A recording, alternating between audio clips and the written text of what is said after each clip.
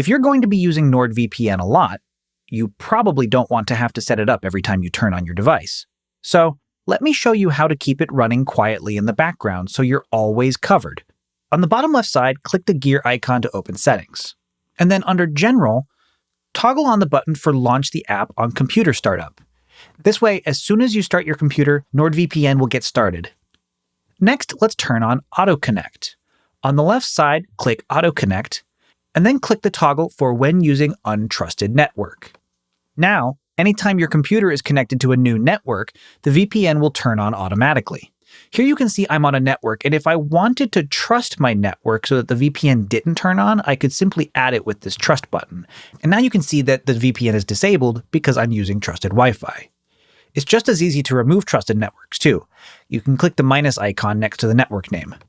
And just like that, I'm auto-connected again to the fastest server.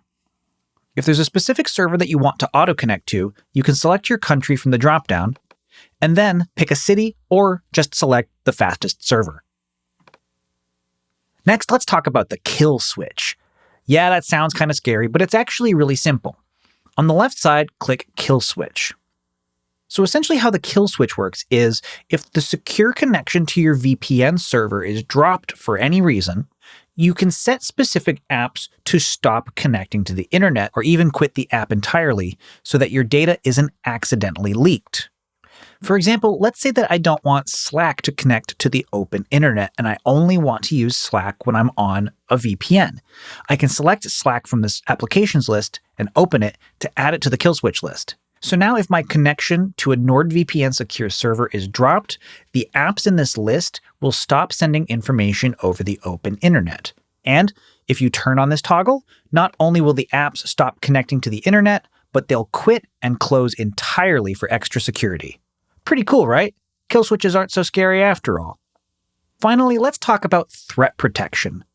Click on the shield in the left side to open Threat Protection Pro. Here, if you purchased the Plus plan, or higher, you'll have access to the Threat Protection Pro features, which enable anti-malware, advanced browsing protection, and ad and tracker blocking. Click the Finish Now button to get set up.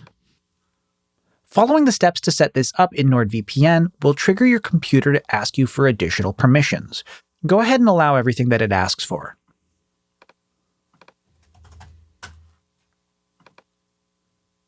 Click the Continue button at the bottom. Check the box to enable cloud-based threat scanner, click any links provided in the instructions, and then follow the prompts.